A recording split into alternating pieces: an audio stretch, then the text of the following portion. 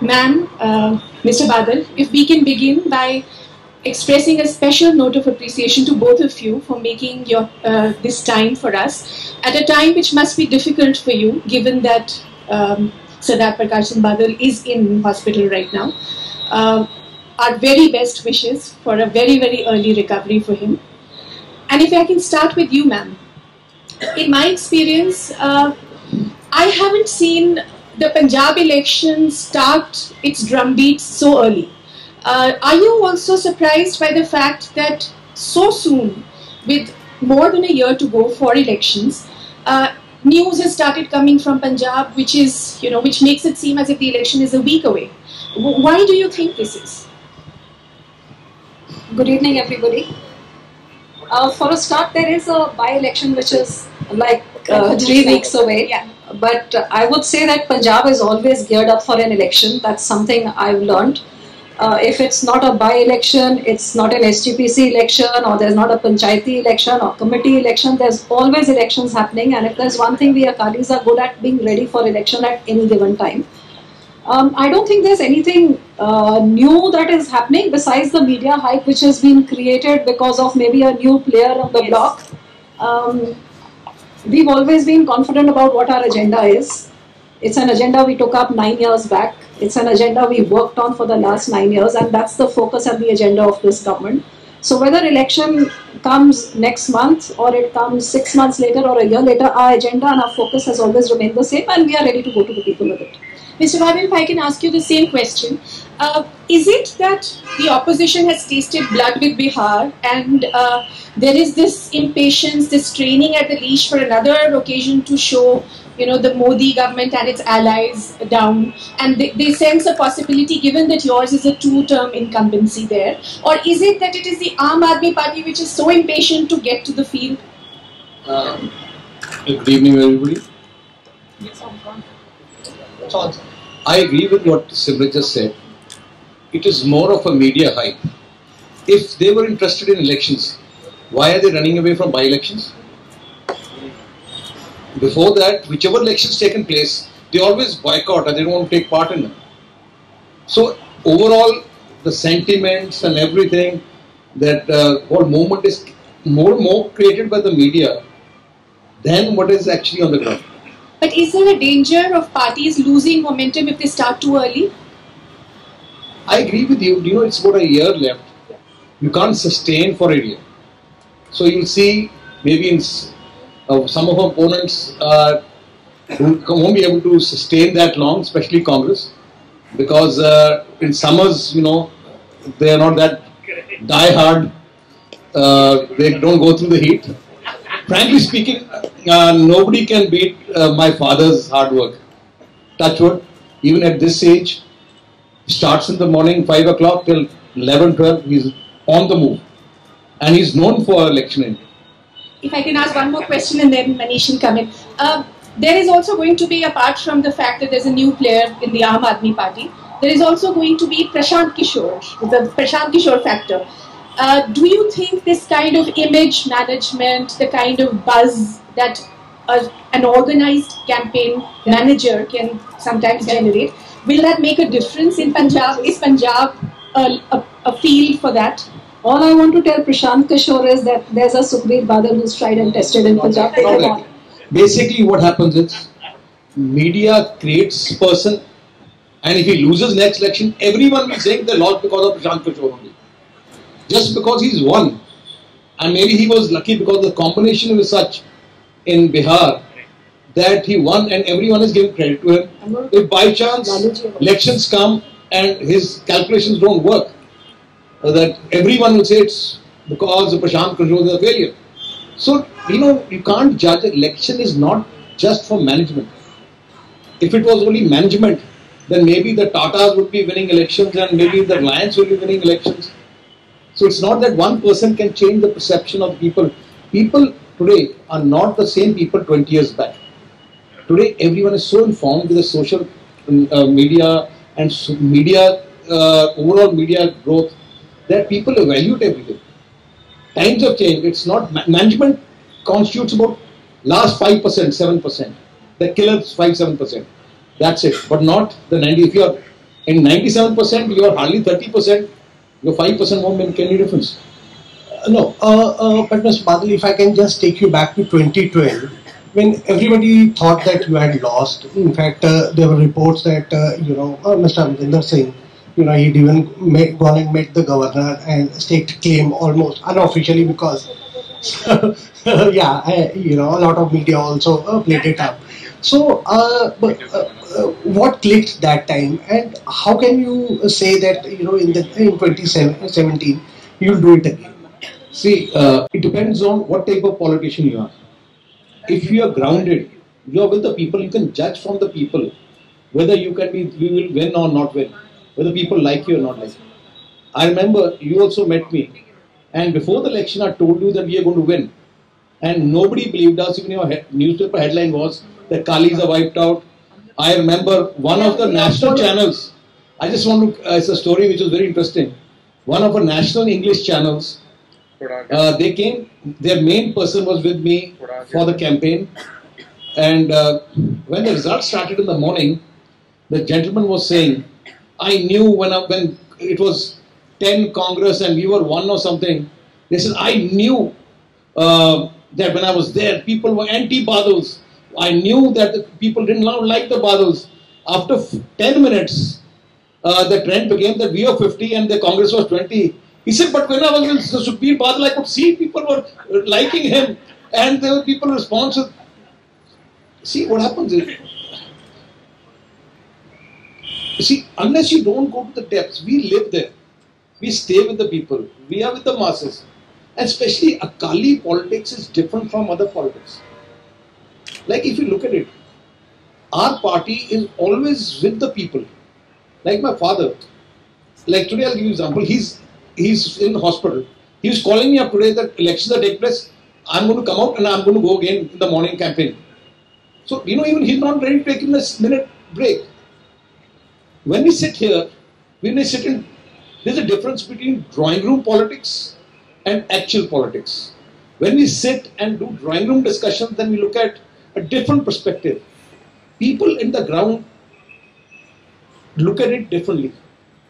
Your aspirations are different from a common man's aspirations. You may look at a government in a different way. A common man will look at a government in a different way. It all depends on what suits him, what he wants, if his wants are met or not. Sir, I was there when you took over as the Deputy Chief Minister. I was based in Chandigarh at that time. And you held a press conference, meet the press at the Chandigarh Press Club. And you came out with a list of programs or schemes, that you wanted Punjab and you wanted to implement in Punjab. You wanted Punjab to be power surplus, you wanted roads, bridges and all that. So how much of that have you been able to achieve? My basic philosophy of mine is, you think big, you'll achieve big. Sir, if I can interrupt, the joke in Punjab is the senior Badal, he cannot think, any more than 5 crores, whereas Sukhbir cannot think anything less than 500 crores. So when I started, I said, actually, if you make up my mind, everything is possible. You need ideas, you don't need money. If you have an idea, money automatically comes. I have seen it very clearly. When I said that I want to make Punjab power surplus, every paper, every politician opponent said, cannot be. How can it be within 5 years you can make Punjab, which was a deficit state in power? They used to 8 hours power cuts. I said, no, we can do it. We spent not a single penny from Punjab government, but today we've added double the capacity and we are a power surplus state and we were now selling power to other states in a span of 5 years. In a span of 5 years, our power utility was rated 18th among all state power utilities in the country, number 18. This year, we got the best power utility of the country and the only power utility which is making profits. Otherwise, these power utilities don't even make profits, then huge losses. That's the difference. Now, recently, about 2 years back, when I said, I will connect every town of our state with 4 to 6 lane expressways. Again, people started saying, how is it possible? And today you come, construction is started, some of them already constructed. 1.5 years from now, You can go to any part of Punjab. When I say any, means any. You'll be travelling by 4 to 6 lane expressways. More than 20,000 crores of investment is going on in a big way. When I was giving a speech in Bathinda, when Union Minister Gadkari ji came with me, and I gave him a speech that मैं कहा जी ऐसी सड़कां बनावांगे जे बम भी seat दोगे ना ते वो टुटणगियां नहीं. There was a big joke about me in social media in Punjab. Big joke about me. He look at him who is talking. Today we are building the first concrete. All our roads, all expressways in Punjab are concrete expressways, and people are going and standing next to the construction with a huge German machines laying 1 kilometer of 4-lane road per day, automatic concrete with steel, everything, automatic machines are laying, and so thick roads that people now in this Facebook are talking about. So I'm saying that people, you have to deliver. I said when I landed, I once remember, I was flying in from Chandigarh, from Delhi, and I landed and looked at the left side of my airport. I said, Chandigarh airport was very small. So I said, let's make an international airport in Punjab. As I got down the airport, from the airport, I called up Praful Patel ji, who is a friend of mine. I told him, can you promise me one thing? He said, what? I said, can you give me an international airport at Mohali? He said, yeah, sure. So by the evening, I announced to the press that international airport in Mohali is coming. My father in the morning blasted me. He said, where is this international airport? But I said, I've already talked. Everyone thought again this. Within 3 months, we got everything cleared. And today, if you land in New Chandigarh International Airport, Mohali, it's a different 2 years, 2.5 years, we built that. Mr. Badal, on roads and on electricity, yours are huge achievements. But there's another very vital area that where you had promised reform, and there's a little bit more of a mixed record there, which are the governance reforms. When you came in 2012, when you got re-elected, you talked of making government less intimidating for the citizen. So you had things like the Fard Kendra, the Sanj Kendra, you did away with affidavits, you had self-attestation, you had the right to services. Punjab has implemented it wonderfully well. But why I say it's mixed is that there is a criticism now that in your own party structure, you have something called the Halka in charge. You have people who look after the constituency for the party. And they have become givers of patronage. So it does not suit them for these kind of reforms to come in, for everything to go online and to become transparent. So is that a problem? Do you think there is an undermining of your own reform because of a certain structure of your own party? It is very easy to say governance reforms. We have been ruled by the Britishers. These laws were made during the British rule. Why did Britishers make laws? They never wanted to give power to the Indian citizens. They never trusted Indian citizens. When we came about 4 or 5 years back, R is the only state we made a new department known as Department of Governance Reforms. The job of the department was that look at all laws of the state and change everything. Today, you don't need, instead of 10 steps, you can do it in 1 step. And that is the why a success that this year we have got the best state in implementation of reforms. Now, it is very easy to say change. You cannot change immediately. Certain things you can take a decision now. Certain things will take time now. What major steps? First of all, we have to do back-end computerization. You can't just open a computer room outside and say everything, you give an application. If your back-end is not up to date, by another 3 months, up to 4 months, our complete state administration will be computerized, complete, paperless, complete. And once that is done, what we have done is, after every 4 villages, we have created this concept of Seva Kendras. Outsource Seva Kendras, and companies have already bid, and some of them will allotted. In 4 months, from now, Can you explain to us what a Seva Kendra will do? Okay, what is Seva Kendra is? Today, in a village, if you want to get some work done, you have to go to the nearest block or a nearest DC office or a SDM's office, which is about 40 kilometers or 30 kilometers. Then you have to, it's one small office and you have to stand in line and everything. Takes you 2 days, 3 days, corruption and everything. We are dealing with government officials. I said, why do you need to deal with government officials? So we, instead of those 50 villages or 70 villages going to one office, I said every 4 villages create an independent private sector office. Like today, TCS or something is doing the passports. So we created this in the village itself. We created Seva Kendras. A big multinational company which already finalized is going to take over the complete operations of it. All 200 services for which a citizen needs to go to a government, it will be available in 4 months in that office. Means a rate chart will be put up. Like for this work, it's 1 rupee you have to give. For this work, you have to, and the time. The minute you you go to the office, you give your phone number. In your mobile, your application number will come. If it's written, this work is going to be done in 24 hours. Before 24 hours, in your mobile, you will get that, please pick up your thing from the Seva Kendra. So you don't have to go to any government office. And besides that Seva Kendra, within 4 months, we are making it on a laptop with an app. If you are tech savvy, you don't even have to need to go for any government service to any of the Seva Kendras. Also, you can go on a laptop with an app. You have all the 200 applications and you will get it on time frame. You will get it. This is the only state, and the Prime Minister sent a team in Punjab to understand the whole system. And once I think a lot of state governments have sent this officers there. Once it's implemented, I think it will be followed in other states too. Do you think the challenge is also to educate your own party cadres? No, first of all, this has got nothing to do with party. We have done, not even in this, in the police. Today in Punjab, if you want to register a FIR or anything you have to work with the police, no citizen of Punjab has to go to a police station.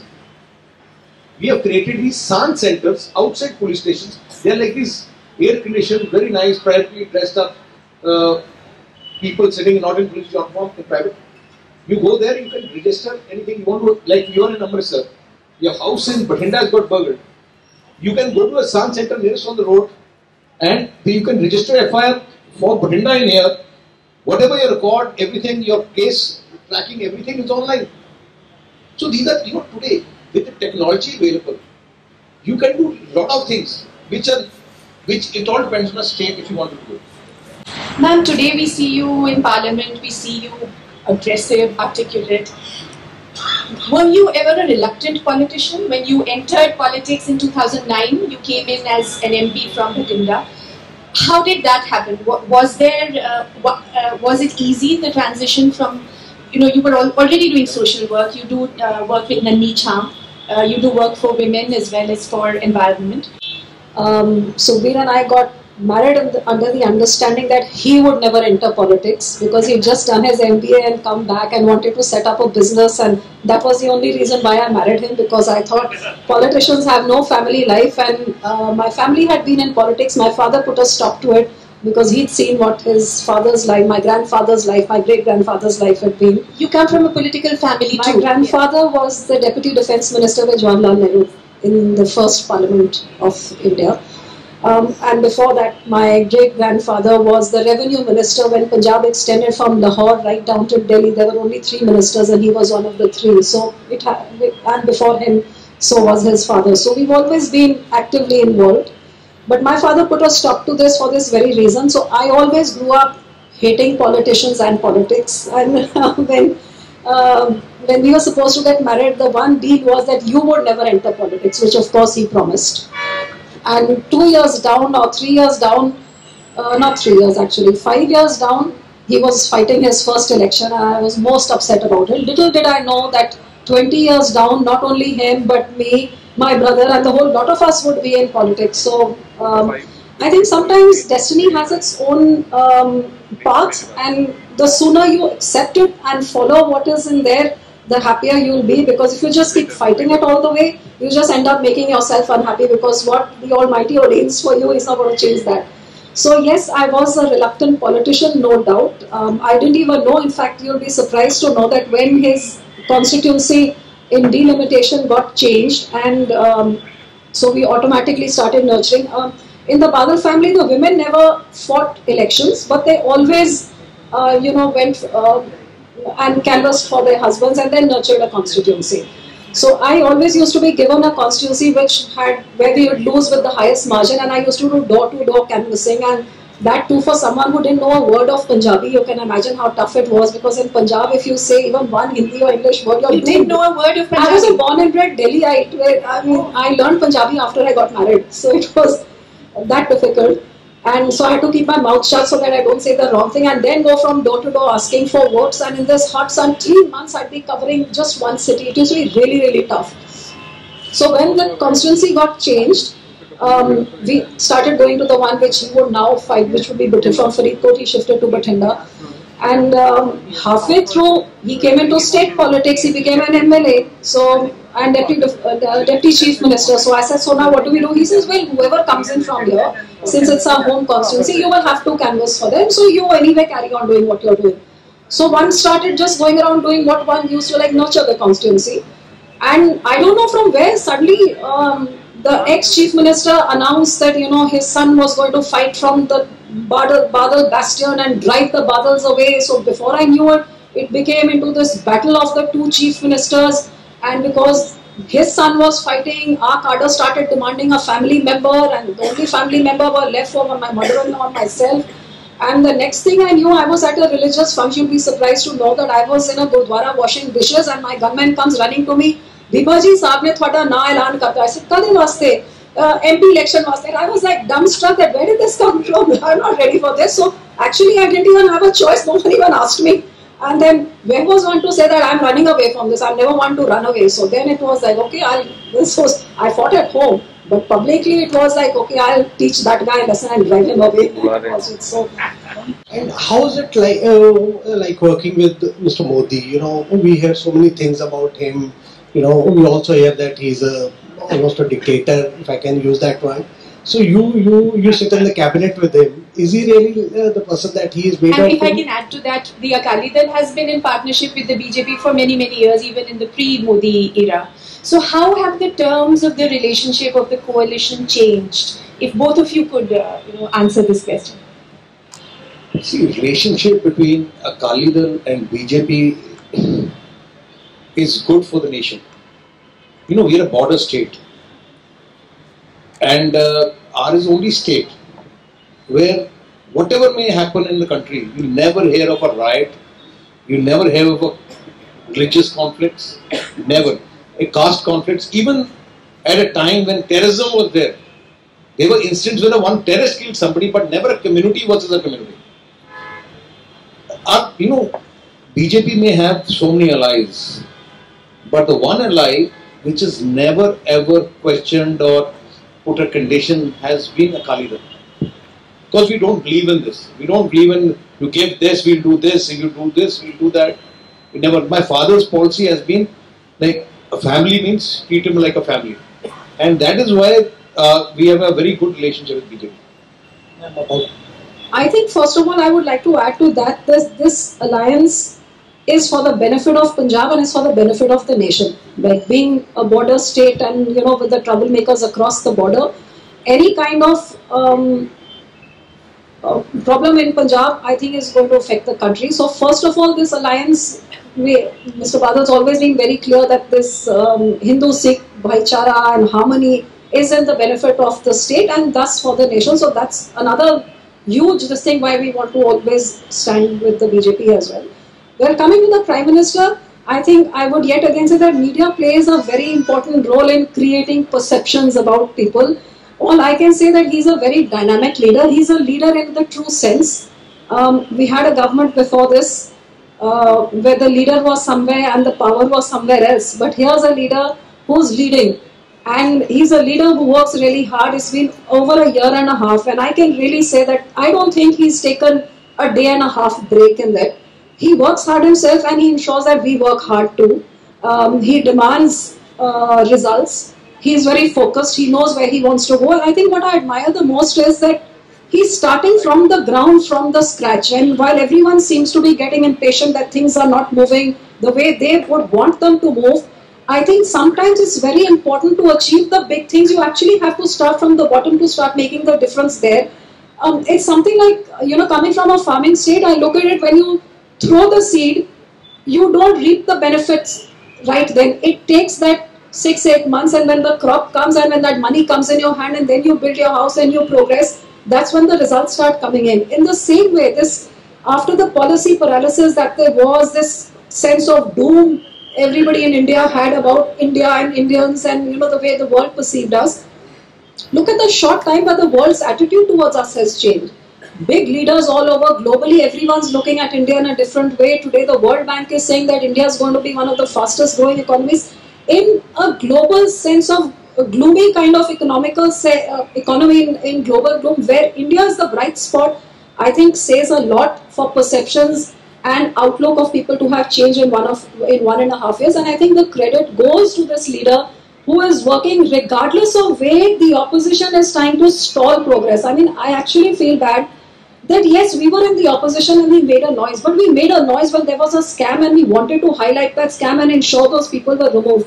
Today, here the noise is being made for what? Not to let GST come in? I mean, to ensure the house doesn't function. We have a motley party of who's not even been able to become the opposition. I mean, the people have rejected them to that extent. Hold up the parliament, sometimes citing a bus accident maybe in my father-in-law's constituency or something else, somewhere on stupid, absurd issues, but not wanting to debate and discuss and bring across your points. Whether it's the land acquisition bill, whether it's, we're going to be looking at the third session where they've already started making noises that they're not going to let it function. And why not? Because they want to derail this progressive agenda and show this government in bad light. But despite this, I give full credit to the Prime Minister that we have to deal with them. We can't make the parliament function much may we want to. But despite that, the kind of initiatives that have been taken, whether you start off with the Jan Dhan Yojana or to make this pensionless society into a pension society, into an insured society, they're all the things which have started to bring that bottom level up. And once that comes up, I think the movement is going to be so much faster. So like I said, he's a leader with a vision. He knows where he's heading and he knows how to get there. If I can ask another question before we throw it open to the guests also. Mr. Badal, just as your relationship with the BJP has been so calm and benign and generally unruffled, another relationship which has been unrelentingly turbulent with a very nasty edge every now and then, that's the one with Captain Amrinder Singh. Now, he is your political opponent, yes, but in Punjab, the rivalry seems to be more than just that between political opponents. Would you agree with that? And would there has been an occasion when in Amrinder Singh's tenure, you and your father had to go to jail also. What I'm curious about is, what is it that makes this almost like a blood feud? It's not just two political opponents at war. It's almost like there's a political blood feud which will never be buried. Is that perception correct? And if it's not, could it be that off the record, behind the stage, when the lights are off and we are not watching you, you guys actually get together for a drink or a joke? What is the real relationship? Very nice question. And the answer? Actually, he's my father-in-law's best friend. No, he was. After he filed a case against me. They were from Doon School together. So the same Doon School. But what happens is, he's made my brother famous as being the biggest drug lord in India. He's no friend of my father's or ours. Anyway, see what happens is, somebody, when he became the Chief Minister, somebody told him that if you want to rule the state for permanently, he's been a Maharaja but actually never got was not able to rule even for one day, but he's a Raja family. So somebody told him, and that if you want to rule the state of Punjab permanently, finish off the Badal family. Once they finish, you won't have any opposition. So he said, if I finish up Mr. Badal, then Sukhbir will come. He said, okay. If the Sukhbir is finished up, then his mother will come. So he came and put cases and against my mother also. And they put all of us behind bars. But nothing, we got acquitted everywhere. It all started then. Because my father never ever believes in confrontation. When he's never predictive, you give him, somebody slaps him, he said, turn his feet, slap you on this side. He's that type of person. Never ever talks negative about anybody. You go to, even in assembly, outside, he'll never say a word against, even if he wants to say, he'll say Captain Amrinder Singh Ji, Captain Saab. And other side, it was always abuses. From our side, it never ever happened. But he's got caught in his own web that he thought that by doing that, he'll be able to win over the sympathy another way. But it didn't work. So it all started there. And even once we came in, we just stayed away from him. Why do we need to waste our time with him? And if you look at me, you'll never hear me in my speeches or I'll never take his name. Why take his name? I have my own agenda, talk about your own agenda. And his agenda, if you look at his speeches, Badal, Badal, Badal, Badal, Badal, Badal. Badal. You know, he started with acquisition. He said that Badals have 3,500 crore of property. He have nightclubs and everything. Abroad and all that. My father asked me, Kaka, nightclub क्यों होता है? मैं कहा क्यों? कहता अपन कहीं जाता ना कि अपने nightclub है न्यूयॉर्क से. मैं कहा nightclub क्यों होता है? मैं कहा कोई लोड नहीं. So you know, whatever he wanted to say, he said. So you know what happens? He believes in a policy. You keep on throwing muck, something will stick somewhere. So perception, but these things don't work now. It happened once, now it won't happen. But you talked about the nightclubs. So you are a businessman and you are an unabashed, unapologetic businessman and a politician together. But you also would know that we are in a society and a polity where it's not very easy for people to understand that politicians can also run their businesses and that questions of conflict of interest can be negotiated transparently and with accountability. I mean, do you face sometimes what is called an image problem on this front? The fact that you do run very successful businesses and you are a full-time politician as well. You know, a person who's a successful businessman will be a very successful administrator. Because in business, you have to take decisions which will generate the maximum profits for your shareholders, as well as you have to plan future. If you have not had any experience of management, what is government? Government itself is a business. You are doing for the people. You have to change the government, take the government, do things in a government, so the maximum benefit goes to the people. You should be decisive. Otherwise the officers will tell you, this can be done, this can't be done. Do you need a politician who is bilkul broke, who has nothing, or a person who doesn't need this one? Like, I'll give you a small example. And I was mentioning to somebody today. When I became a Deputy Chief Minister, I was here. One big corporate house. These corporate houses have something known as political liaison officers. Their job is to meet politicians. So one of the liaison officers comes to me, Haji, I want to meet you. And I said, yeah, come on. After talking, tells me, किसी time तुसी कोई 5-star hotel जाना हो ना, मैंने दस्यो मैं arrangement करूंगा. मैं कहा जी ਜਦੋਂ तू जाना हो ना अपने मालूम को मेरे होटल च आ जा. They look at politicians. जी तुसी किधर बॉम्बे जाना हो ना टिकट मैं भेज दूंगा. Do you want people who want to look for these or people who can afford everything? See, every business, what is in my returns. That is why ours is the only family which has gone through the worst scrutiny ever. The full 5 years of Captain Amrinder Singh went through each and every house of ours. Even, can you imagine, they raided my house in Delhi house here. They started counting my children's clothes and evaluating them to find out if some disproportionate asset can come out.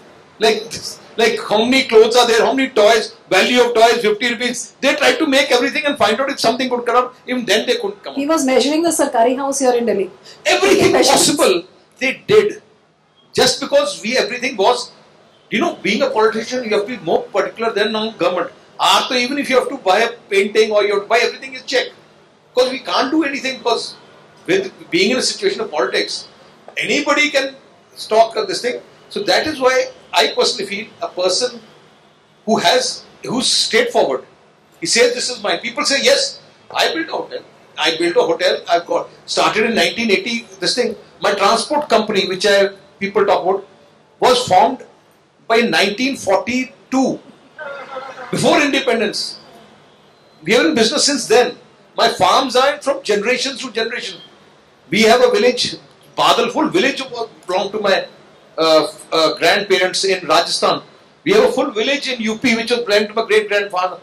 These are family tradition properties from that time. So we can't, if you look at it that way, it is better for people to say, this is mine, rather than say, nahi, mera nahi hai. Why do anything banami? Jo hai, samne hai. Here is it.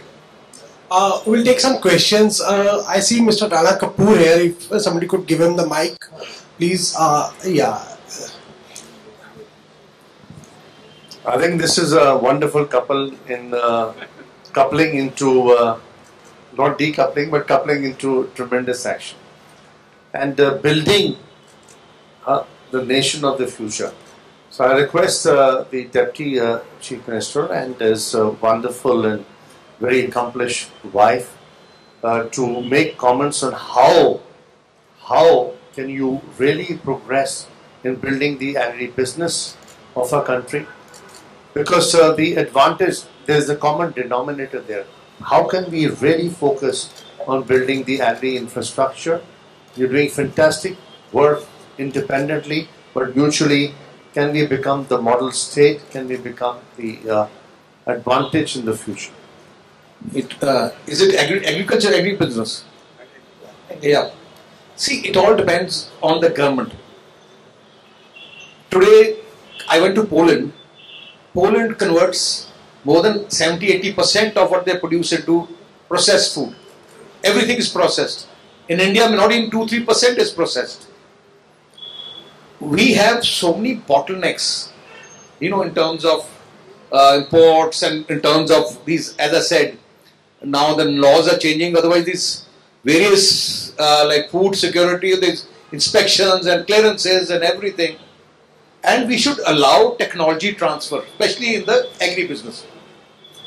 In our state, I have stressed a lot, and a lot of companies now are moving into our state. We have given the incentive in our state now that we'll give you the cheapest power in the world, tax-free.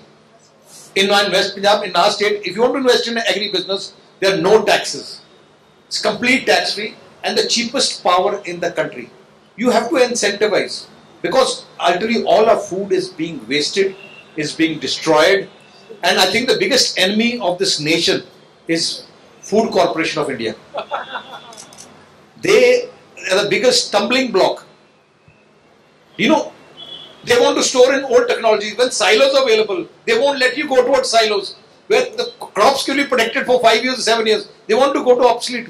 There are certain bureaucracy which don't want to get into that, because the vested interest of there's a food worth lakhs and lakhs of crores is being transported, stored by FCI, and there's the amount of pilferage, amount of money involved in it. Alone from Punjab, 40,000 crores of food grains are exported for the government of India, for only for one state. Look at other states. But technology is not allowed. They are not giving incentivized things. So states have a problem. States do not have a free hand in a lot of things. Certain things are limited, what we can do. But majority of the things are based on government of India. Now we are requesting government of India to liberalize it more. And if I can just ask you, Ms. Badal, you've also talked about allowing FDI in multi-brand food retail, and also national integrated food policy. Could you tell us what these things will achieve?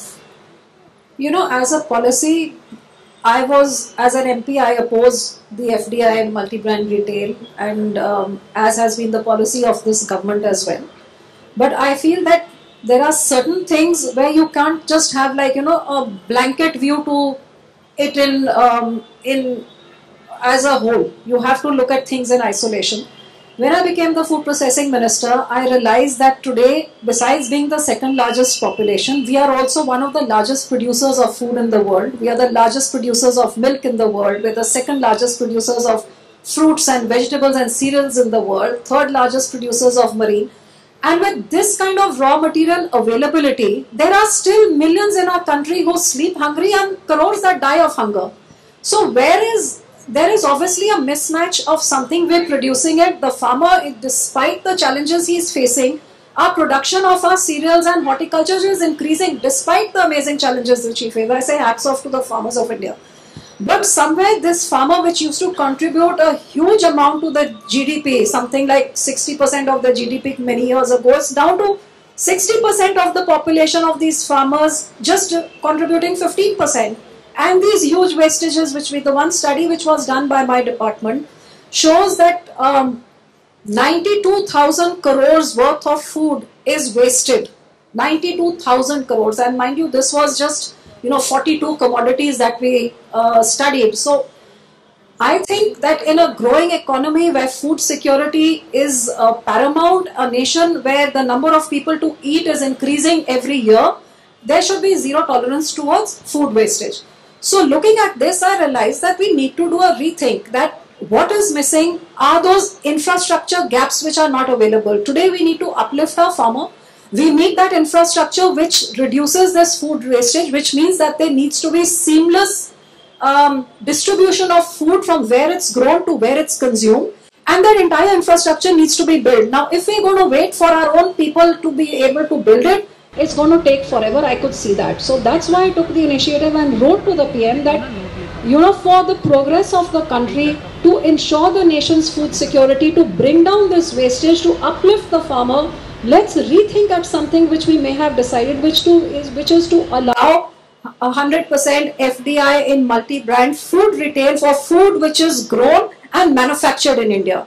Which means that tomorrow we'll have big companies coming in and doing contact farming with the farmer. Today, I went to Germany and I saw that the farmers over there, where technology in farming has advanced so much, it's become so precise that through satellite, you're informed at what so-and-so AM in the morning you do your plantation. The seeds should be so many millimeters apart. On such and such day, give this much of water. I mean, when technologies are advanced to that, we are still on that belgadi, on that hull.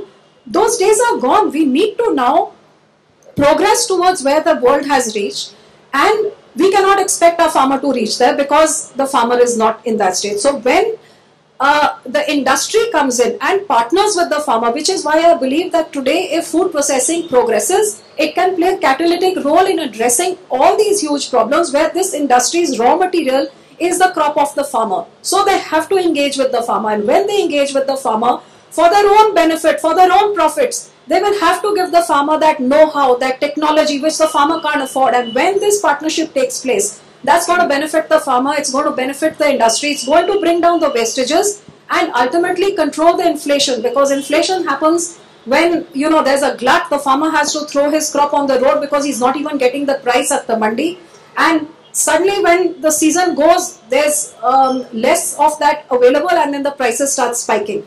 So when there's a glut, instead of throwing it or it getting wasted, if it was processed and that same processed food was available at a reasonable rate for the Aam Aadmi, then imagine the kind of wastages which would come down, and no government would have to, get these tears of worry when onions reach 80 rupees a kilo and things like that, because that same onion would be available at the price that it normally is in a glut season in a little packaged bottle, the way it is in the Western countries.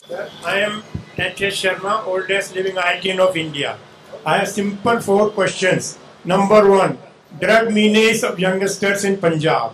Number 2, 30,000 girls don't know whether they are married or unmarried. I lived in UK for long years. There is no system. The people come from foreign for a holiday, get married. There are agents in Ambala who will hire parents, relatives just for a show. This, have you done anything? Number 3, I was selected by Government of India as a member National Task Force on Perishable Agriculture Commodity. How can we prevent sprouting of potatoes and onions? There is no plant in Punjab and huge wastage. I am ashamed to say 500,000 tons of potato was thrown in the roads on Agra when there is such a huge nutritive requirement in my country? Thank you, sir. I think I'll answer the Punjab portion of it, and she can talk about the. Yeah, I think she's already explained what she wants to do. Yeah. Okay.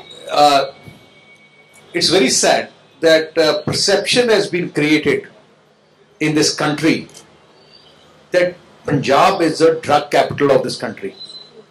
Very unfortunate. Now, what is the background to it? First of all, I want to make one thing clear. Punjab produces not a single drug. Drugs are produced. What type of drugs are available in India? One is opium, which is allowed and legally grown in Rajasthan, Madhya Pradesh, from where this opium goes to every part of this country. That's legal there. Then is Pukki. There's another, in the second step of opium, which is legalized in Rajasthan and other states, where their vends are there. And if you catch them in Punjab, there's a 20-year sentence. So, then none of the synthetic drugs, I think India Today also did a full survey, not a single ounce of synthetic drugs also produced here. Heroin, it comes from Afghanistan and Pakistan. So Punjab, now what is it? Punjab is a highway. Like from Chandigarh, you have to come to Delhi. You have to go through the highway by Karnal. And on the highway, for example, there's a checkpost and you get caught. Doesn't mean people start thinking that it is Punjab, it is only Haryana which is growing. These drugs are coming from Pakistan and Afghanistan via Punjab, and they are meant for the country. They are meant for Bombay, Goa, Maharashtra, Delhi, Lucknow, all over the country. Now, which is the first line of defense? First line of defense is border security force. Punjab police has no role. We can't even go 5 kilometers near the border. So after it crosses the border, where the border security force, which is under the government of India, it goes through them, then it comes to Punjab, then it comes the duty of the Punjab police if we can locate them and catch them. Now, our biggest mistake which we did, we caught all of them. If we wouldn't have caught it, nobody would have known it, and there would have been no hue and cry. So we did a national job, and now we are accused for being this thing. Now I'll give you a small example. This year, 2015, approximately about 528 kgs of heroin has been caught from Pakistan border, from this thing. Out of which BSF has only caught 120 kgs. Balance 300 and some kgs caught by Punjab police. That means 350 which was supposed to be caught by BSF has not been caught by BSF, and we are catching them. And when we catch them, media says, Acha, so many kgs caught by Punjab police, so many kgs caught by Punjab police, so many kgs caught by Punjab police. People think it's for Punjab. Now, what happened? How this whole thing started? Now, Rahul Gandhi ji visited Punjab. You know, he has a habit, whatever people write on a slip, he just reads it out. So he came for a campaign in Punjab. So his party card wrote, there was a small survey done by Guru Nanak Dev University in Amritsar, which did a survey of drug addicts to age profile the drug addicts. What are the age of drug addicts? In a de-addiction center to profile. So when they went, they surveyed about 1600 drug addicts in various de-addiction centers to age profile them, and there they found that 70% of the drug addicts in de-addiction are youth. Hun budhiyan ne ta drug khani nahi, hun mundiyan ne hi khani hai. So the 70%, they wrote 70%. So when they gave a slip to him, that he said 70% of youth of Punjab are on drugs. Now, and then national media loves it. Their TRPs and the headlines, especially some channels that we want to go, say, look at Punjab, 70% of youth. 70% of youth in Punjab means 50% of women and 50% of men, boys, for example. Let's look at average. That means 70% of women also on drugs, 50% of youth are on drugs. A lot of people may have connections in Punjab. Call up your any school where you study. Find out how many people in a school. I'll tell you 100%. There are more drugs available in schools and colleges in Delhi than anywhere in Punjab. You go to Rajasthan. You go to a house, na, proper, let's say, one of the union minister told me, Sukhbir Singh told me, I'm just naming it, but he told me, in Rajasthan you go to a house, instead of badam and kaju, they serve you opium. They serve you opium. In Punjab, you can't even, you are caught with opium, you're 10 years, 12 years behind bars. Same in Haryana. You go to the villages that they serve you opium openly. You go to rest of the. So this is what happened now. Because the hue and cry, Government of India, just now with AIMS, did a survey again. Less than 0.some% of the population was found 0.7%, which made 70% or 0.7%. 0.06 or 7%. Which I was looking through the statistics. America is 10%, or people who try drugs. You go to Europe. So, you know, this is the wrong perception. Another thing, we are fighting the game. We caught all the people because our biggest priority, my full government priority is catch them. Punjab has caught, the latest data, more than 50% of total heroin caught in India is caught by Punjab police. You go to Goa. I was looking at, you know, a lot of people want to look at statistics. I want you to look at National Crime Bureau, the Home Ministry statistics. Everyone in Punjab knows, or India knows, the easiest place where you can get drugs is Goa. Where Goa, everyone is into foreigners and everything. The total number of people caught in Goa last year is hardly 50 people. The cases are hardly 20. Where those states, they're not interested in catching. We are doing a service of catching. Now we are being blamed for it. And it's so frustrating that these people wanted to fight a political war against the Akali Dal. They should have taken for against me, but don't brand Punjabis as a whole. Now, that's what effect it has had. When I went to Bombay to invite investment into Punjab, I was talking to a big company. They told me, will it be possible for us to have get manpower in Punjab? I said, why, what's happened? Aren't every person having drugs?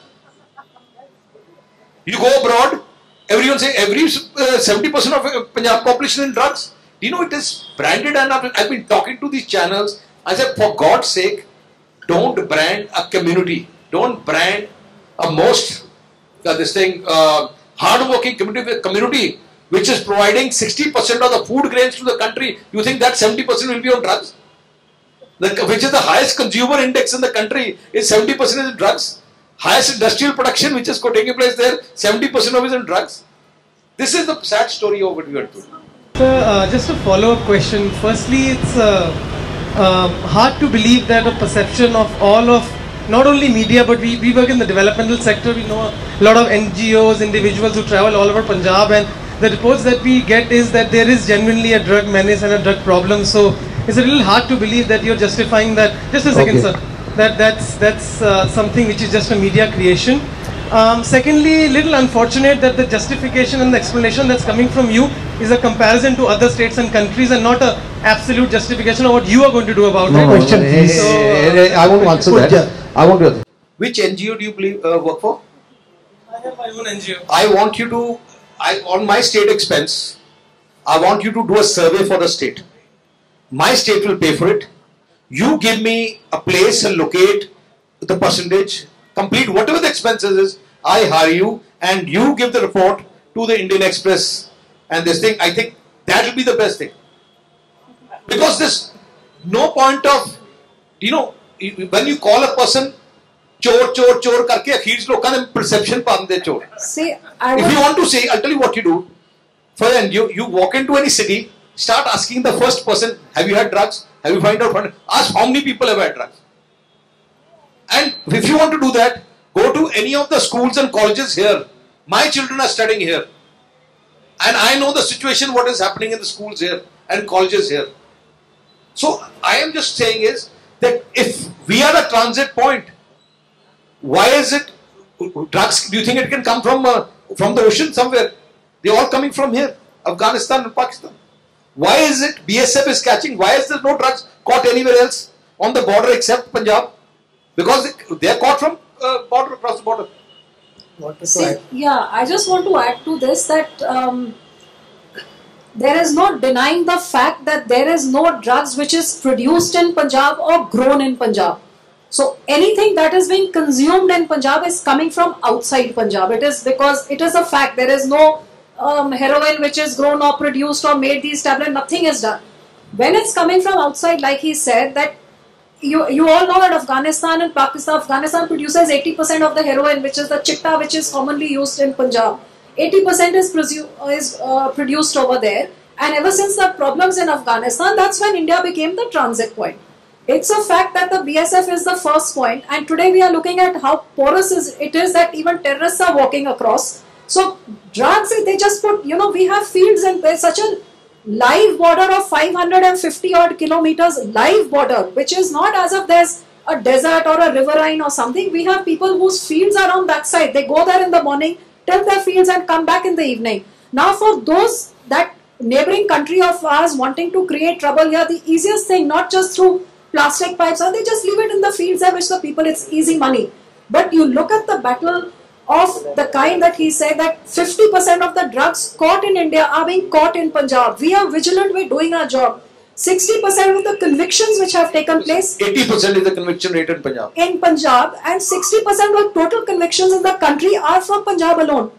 So the police's job is that when you're faced with it, you take the corrective action, which is to catch it, which is to convict the people, but you cannot deny the fact that this easy money, yes, there must be people involved, and if you look at any of the metropolitan countries, there is a demand for drugs. People are demanding, and here it's easily available. So we are actually fighting a really tough battle, and we're doing all we can to stop it, but it is not going to be easy until, in my constituency, it borders Rajasthan.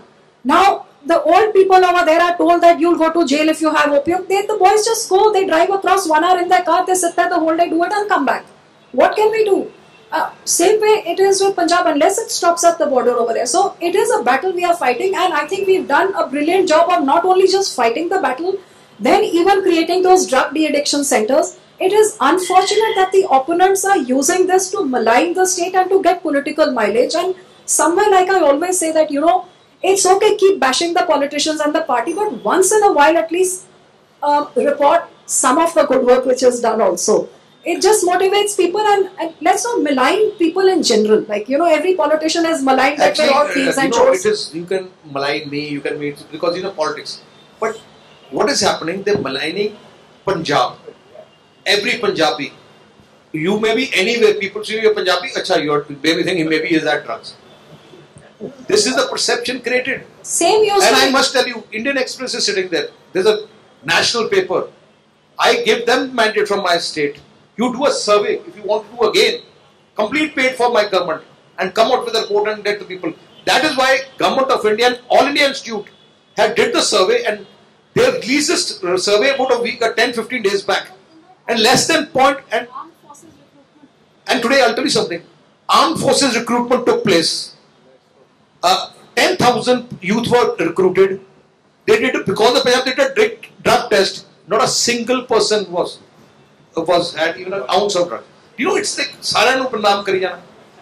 I think this is something like when I remember when I started this Nanni Cha movement of mine, Punjab had the worst child sex ratio as girls, and when I went abroad, I remember someone, "Acha, thwada ta kudi maar da suba haiga." Kudi maar was like a kalank that we Punjabis had, and I felt so bad that I come from a religion where my guru was the first one to give equality to men and women. Like, in the Gurdwaras, you sit equally, you eat equally. That was started by Guru Nanak Dev Ji, and because of that I started this movement that what kudi maar, we come from a culture and from where the gurus have preached equality and stood for that and fought for that. And I'm glad to say that people realize that, and the ratios have improved. So, it's unfortunate that one just gets branded for a few things, and I'm sure the truth will come out soon. Much before Punjab was known for drugs, it was known for agriculture. So my question relates to agriculture only, and particularly addressed to Mr. Badal. So you talked about bottlenecks. As an agriculture marketing expert, I can say that I have two questions. one on the serious side and another one on the lighter side. So I'll start with the serious side. One thing that everybody says, and I also firmly believe, that the major bottleneck in agriculture marketing all over India, particularly Punjab, is the APMA. That's the Agriculture Produce Market Act. So what your government is doing about that? And on the lighter side, it is commonly known world over that the bottlenecks are always at the top of the bottle. How do you address that? APME Act, we have modified and diluted it a bit, because what happens is that there are a lot of, we don't want exploitation also. But why don't you scrap it? The farmers, we don't want farmers to be exploited. There are certain times if that act is not, farmers will be exploited. This prevents, there have to be a balance.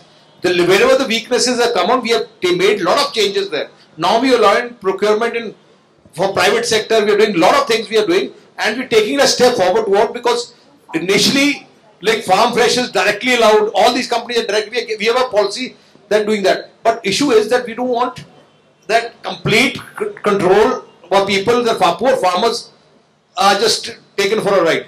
It has been modified to allow contact farming to happen where the farmer wants to make it happen. He doesn't have to send his produce to the mandi. So, no, it's already allowed. It's for example, storage. If like you want to, like Reliance want to buy, or Airtel want to buy, anybody wants to buy, for them we have declared them as mandis also. We have declared them, they can do Adani's, they put up a very big storage and purchase, they declare, farmers can go directly. But problem is, before, what was the act for produced, where people were exploited. They were, now here at least the farmers is assured a certain playing area. Hello, yeah, my name is Dr. A.K. Rajput, and I represent All India Poultry Breeders Association. Whatever is poultry is produced in India, I belong, 70% belongs to us. And unfortunately, you know, in India, there is a, as you rightly said, food processing is a, it's a very big challenge for us. Because whenever we process a chicken and we pack in a, as a processed food, which is hygienic, there is a lot of taxes involved in this, which we cannot beat with the ordinary person who is doing a wet dressing. So I think this has to be taken care. We are the third largest producer of the chicken in the world. So there is hardly 2% processing is happening. And whatever the plants are there, they are all in losses. We had one plant in Punjab also, that is also running in losses. So our members, they are facing a lot of problems. Number one. Number two, I belong to Bathinda, and I go there maybe once in a year or 2 years. And I vouch for you what you have said. The roads have gone to the last end. It has become very beautiful. From Bathinda I went to Ludhiana, which I was not going earlier. It has taken only 2.5 hours, which earlier I used to take 4 hours. So it's a wonderful, electricity position is wonderful. In Punjab there is no cuts, which I have seen. I was there in the summer also. And I really salute you for all this, which was an unimaginable work which you have done. And I think that there are some misconceptions. You have a question, please? One second. Which is about drugs, because in Bathinda used to be the basic, highest selling, place for selling of diazepam. But now when I went to the people, I saw what is the percentage of diazepam you are selling now. They are not selling. So people used to consume a lot of narcotics and all those things, which is not happening in Bathinda area. So my question is, when this food processing can be taken on the national priority, so that in the chicken it should come up. We are ready, we are geared up, we can put investment and a lot of things we can do, but only think this is the inhibition factor. I think what I was also suggest, I talked to the Prime Minister also. See, we are losing nearly 1 lakh crores of due wastage. I think food processing should become an tax haven. Like, there should be no tax for food processing in this country. There should be no income tax, no excise, no sale tax. Do you know how much will you earn? It's a new industry, let it build up. But you'll be saving 1 lakh and you'll be gaining, if you put a tax maximum 5,000 crores or 7,000 crores. We have to think that way. And I must say, I'm going to request her as well as the Prime Minister that, food processing should be made completely tax-free, and then we can compete world over. And in Punjab, what I have done is, we have made Punjab that any new project coming up now in Punjab is tax-free. Means in local taxes, no taxes, plus cheapest power in the country at 5 rupees a unit. Where in Delhi it's 12, 11, 12, whatever it is, and other places 5 rupees a unit. I think basically there needs to be a total overhaul of the thinking system, and especially where food is concerned. Today there needs to be a food policy which is demand driven. You have to see India has changed from what it was 60 years ago when we were food deficient. Today we are food surplus. There's a rising middle class. There's a huge youth factor, and it needs to be according to the needs of these people and their demands for what they want. And that demand of food of today's people should actually generate what our agriculture ministry needs to do, what our consumer affairs ministry needs to do, and what my food processing ministry needs to do. We should not be working in silos where I'm just thinking of the industry and agriculture is only thinking of the... It should not be... Processing should not be agriculture driven. Whatever is being grown, that is being processed. It should be what the people are wanting to eat and demanding. That is what I should be processing, and that's what the farmer should be. So it actually needs a total new way of thinking. I'm happy that the first step that was taken is that the Honorable Prime Minister separated the food processing ministry from agriculture, because I don't think the focus was ever given to this ministry. And being separate, one is being able to look at it as to what needs to be done. There have been certain revolutionary steps which have been taken, which starts off by, to encourage processing, which was at a very nascent stage. We've got smaller countries like Malaysia and Philippines processing almost 80-90% of their produce, and here we're just sitting at maximum 10% altogether, where perishables are hardly at 2 and 3%. So we've got a huge way to go, which is why that there was a special corpus created in NABARD to give cheaper rate of credit, certain excise duties and service taxes were brought down. But like I have asked for a total tax holiday for food processing, and especially in my mega food parks, because that's an infrastructure that's being created. You need other units to be able to come there and use this common infrastructure. So today you're getting no income, make it tax free, there'll be many more people that will come in. So I've already asked for that. I could ask for what Sukhbir is saying, that remove the taxes totally, but I believe in asking for what I'm sure I can get rather than hoping for the moon. So I'm sure the government is doing what it can, and I'm sure it will do further. Mr. Badal, if I can take you back to Punjab, recently Punjab was in the news, because of Pathankot, what happened there. And a few months before that, we had Gurdaspur, Dinanagar. What was the difference? Because in Pathankot, it seemed that the operation went on and on for 5-6 days, it was still on. Whereas earlier when your police, they handled it, it was over in, I think, 6 hours. So what was the difference? And if I can also ask, there was this perception which we were getting sitting here in Delhi, that, there was some laxity on your part, the state government's part. Is it true? I think if it wouldn't have been for the state government, we would have had a very big, massive attack. By 3:30, when our SP was caught, kidnapped, and he was released, by about within 3 hours, we were able to locate the first vehicle, the first person killed, to identify. Initially, nobody knew it was a Pakistan terrorist. We knew maybe it's a criminal or something, but we were able to identify the same from where it called up. We gave, and by the time we got to know by 7 o'clock, I think by 7:30 we had informed government of India and military intelligence, everything, that this is a Pakistan SIM, this is the SIM, get all the information. So I don't want to comment, why should I get into a comment of what they did, what not, because it's a matter of national security. And it's not right on my part to say anything against that, but I'll tell you something, we are fighting a continuous war, and we have to be vigilant. Today I was talking to the Prime Minister and Home Minister. We need to use technology. We are wasting money on small things. But the borders can be secured through technology. There are places where easily anybody can walk in. With the fog coming in, there are rivulets when they saw now, places you can walk in very easily. So why not strengthen? I've been always asking, the strength of BSF in Punjab sector is very less compared to Jammu Kashmir. And so because of that, because strength being low, drug terrorism is coming in and the people are walking in. So we need to strengthen it. Yes. If I can get you back to politics, whether or not the Aam Aadmi Party can win seats, we'll come to know only next year.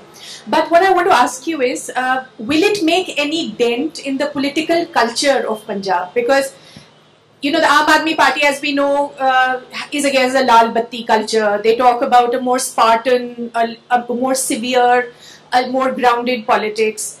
Punjab, on the other hand, the Punjabi voter does not mind a bit of shoshebazi. They like their politicians to be larger than life. You know, there is a VIP culture which is very well entrenched. There are long security retinues for every MLA, every politician. How do you see the Aam Aadmi Party effect in terms of political culture in a state which is used to their politicians also being showmen? Very interesting question. You said Aam Aadmi Party. You know what I should do in your paper? Divide your first page into half. One side what Mr. Kejriwal said and write what he has done. You will get to know exactly what Aam Aadmi Party is. He said, I will never fight elections in my life. I will fight elections. मैं अपने बच्चे दे सौं खाना है कि मैं coalition Congress ना किसी नहीं करता नाल देना coalition कीती है. I will. He talked about salaries. Look at this. Half a salary. We will. I've got a clipping where he said the MLA should be not given salaries and everything. Comes and gives 2 lakh salaries on thing. Then he said that the MLAs should not hold government offices and this thing. Out of 67 MLAs out of 70, all 67 are either chief parliamentary secretaries or chairmans or district. They've got all offices all over. Everything. So if you look at, if he said, what he said Lokpal, what he said what Lokpal should be, it should be non-political and everything. Now the complete Lokpal is completely under his control. And if you look at, and I'll tell you what, he's a confrontalist. In Delhi, he's successful because he has no responsibility. Anything, Government of India, when you are in Punjab, you have everything. Or maybe in UP or wherever it is. You can't put the blame. If a crop has to be picked up, you cannot say that now Government of India will do it. You have to ensure it's picked up. So what has happened is, Aam Aadmi Party actually, it was a fad. Everyone said Aam Aadmi. You realize the actual what Aam Aadmi Party is. You'll wait on things as things come clearer. You just look at Delhi. Has Delhi made any difference? When he said that he'd make power cheaper, do you know what he said? ये तो 200 unit करोगे फिर तो ठीक है, जे 200 ਦੇ ਉੱਤੇ ਕਰੋਗੇ ਤੁਹਾਨੂੰ ਡਬਲ ਹੋਗਾ, ਸਾਰਿਆਂ ਦੇ 200 ਦੇ ਉੱਤੇ ਹੈ. ਜੇ ਤੁਸੀਂ ਕਹੋਗੇ ਪਾਣੀ ਹੈ ਤੁਹਾਨੂੰ ਜੇ ਇੰਨੇ ਲੀਟਰ ਪੀਓਗੇ ਤੇ ਤੁਹਾਨੂੰ ਰੇਟ 10% ਹੈ, ਉਹਦੇ ਉੱਤੇ ਕਰੋਗੇ ਉਹ ਤੋਂ ਘੱਟ, ਉਹ ਤਾਂ ਸਾਰੇ ਉਹਦੇ ਉੱਤੇ ਹੈ ਪਾਣੀ. You know, you are playing to the gallery and people, media love something new. They love somebody fighting. If we stop fighting, neither my friend will be on TV or the TV will be there on the range. Because actually, today, what is national TV? Has national TV ever come out in the evening to say that this is a good policy of government or this is something good for the nation? जिस किसी ने कराली पास जाती है 24 सवेर तो लेके अपना लग जूगा, ओ भाज गई, ये हो गया, वो हो गया, ये हो गया, और इधर के कैमरा लेके मगर. This is what media is about. You know, there's no nationalism in media. There's no. It is just selling. What is the money there? So that's what Aam Aadmi Party is calling. Sir, at least the Indian Express, I can assure you, is not like that. मैं क्या पंजाबी थोड़ा सवाल पूछा कि पहला तो ये कि जड़ा फूड ते बड़ी गल हुई है. मैं क्या फूड फॉर थॉट कर लिए, पूछिए भाई मनप्रीत हले भी थोड़े पॉलिटिकल लाइफ से बादल है या नहीं है? I don't guess. No, you know, I told Manpreet, she is my cousin, I've never till date never ever talked against him. You know, it's a family, so people everywhere I go, the media wants me to say, but I'll never say anything. He is my cousin and remain my cousin. I just wanted to thank the Honourable Minister and the Honourable Representative from Punjab. It's been very, very interesting. Bahut dilchasp hai to bahut dhanyavad. You've mentioned drugs. You've mentioned a number of issues that relate between food and health. You mentioned Maggi. So I wanted to ask a question about food and health.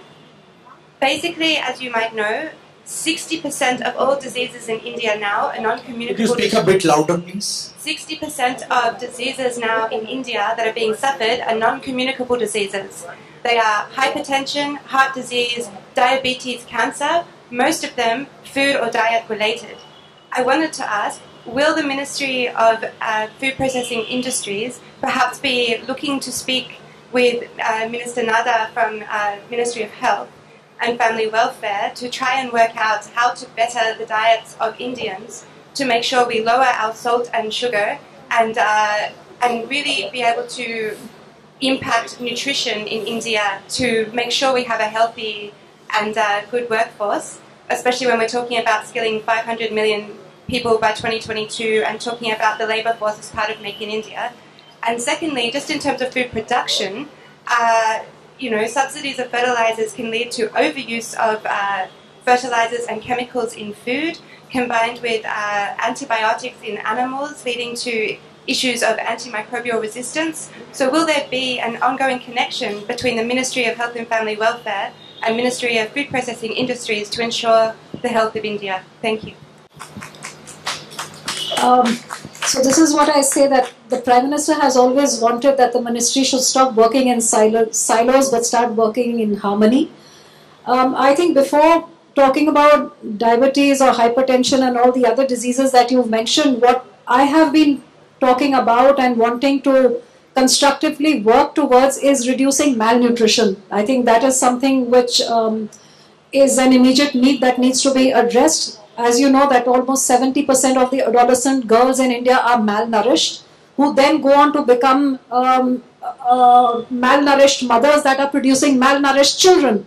And so we are looking at a future of one of the most youthful nations being malnourished. We are going to be a weak nation. So that is something which needs to be addressed.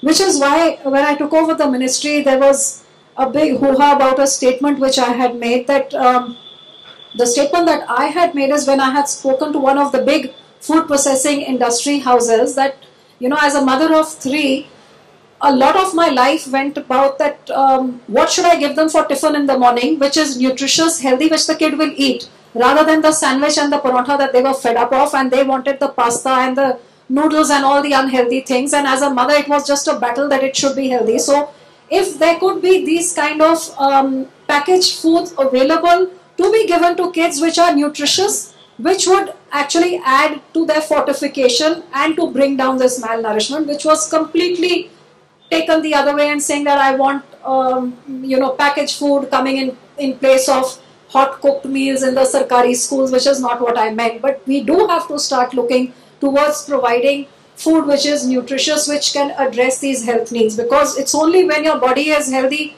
will you be able to deal with the other diseases that you're mentioning. While saying that, I have been talking, at least in my department, with the industry that I work with. Even a simple thing like where I mentioned to Maggi, they actually came out with a sachet which has fortification in it, so that when you put that masala, it's something which is not just tasty but it's also healthy. And same way I talk to the biscuit, and even to the, as a mother, I remember, because being vegetarians, my kids were always calcium deficient. And when I'd go abroad, one of the first things I'd look at for those gummy, chewy bears which they would eat happily, rather than the calcium ki goli, So you have to give kids the kind of things, the candies that they want, which are also nutritious for them, the kind of biscuits and the cakes which can also be nutritious, the kind of bread which can provide the nutrition, and it needs to be affordable to that middle class as well. So I am doing what I am in from my side. The health ministry is doing their bit, because they have to, FSSAI has to look at nutraceutical and pharmaceutical in a totally different way, because you have to see everything that comes in, the results that it has on your health in the long run. So it is being looked at in their own way, in our own way, and I'm sure we are going to get there, because we are trying to address it and encourage the industry to look towards that. I think the government could help if there were some incentives given, like that what I've been asking the finance minister, that at least for packaged food, like a biscuit packet which costs less than say 20 rupees or 30 rupees, or any food item which is for the poorer class, if that could be taken out from some tax exemption to encourage the industry that if you produce more of that which is fortified, you will get a tax exemption. So we have to give them some kind of an incentive so that they stop looking at profits and start looking at fortification also. Actually, healthy food won't sell in Punjab. Because anybody you ask, they want to go to Amritsar, and they kulcha, makhan, lassi, all that. I was talking to somebody, the hospital chains. I told them Punjab is the best place to set up hospitals. I said Punjabi changa khande hai, changa peende hai, change haspatal jande hai. Sukhbir ji, you know, there was this, recently we also had the incident, the Sabbat Khalsa, and it was preceded by a lot of ruckus, and, there was this, the possibility and a very strong possibility of the radicals, overtaking, if I can say your party, your MLAs, we heard that they were afraid of even venturing out. And then, you started, I think, with the Bathinda rally. So, was that, what went through your mind, and how did you tackle that? And see, I tell you something, it's not that my MLAs didn't want to go out or whatever it is. The whole sentiments in Punjab was because it was sacrilege.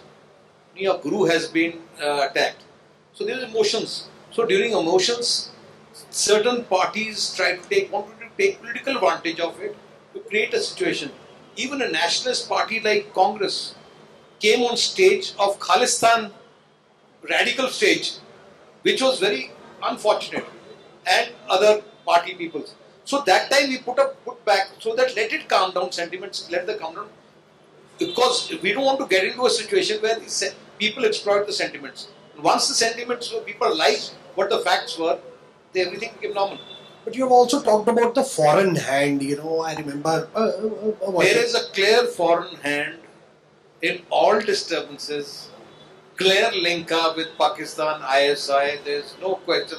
We don't have to even I think it is debated. It's like government of India knows it's completely under ISI control. The people living in Pakistan are terrorists who are related to Punjab. We know the locations of houses. We know where they're living. They have been given pilot escorts. They've got houses, money. Everything is done. We have informed Government of India. Government of India also knows. But this is, we can't do anything. Apart from the foreign hand, you've also said the Congress has acted in an anti-national manner. Yes. You very clearly said that in your Sadbhavna rally after the desecration. Because, you don't expect it from a party like Congress to come to a stage where everyone is talking about leaving country, want a separate nation, talk about Khalistan, talk about killing and all that, and you have a Congress MLAs. There are taped conversations of Congress MLAs sending people and instigating. This is not expected out of a party which claims to be national. One last question, before we wrap up. I know you have to. Who's going to be your main opponent in 2017? Congress. Not the Aam Aadmi Party. Why? You'll see. It's a bubble. It's a bubble. It's like a fad, like something new. Do you know what Punjabis are like? Punjabis love everything new. Nama iPhone aajuga, prana chhid denge, nama khareed lenge. So, if they don't like it, they'll drop it and buy another one. So, Parliament, it was something new. Like, they said, pata nahi ki, honest, Kejriwal gave that funda, that simple anti-corruption, everything. But then realized after that, immediately after Parliament, they won 4 elections. They fought 2 by-elections where they lost their security deposits. After that, they stopped fighting elections. What happens is, it is a total new thing.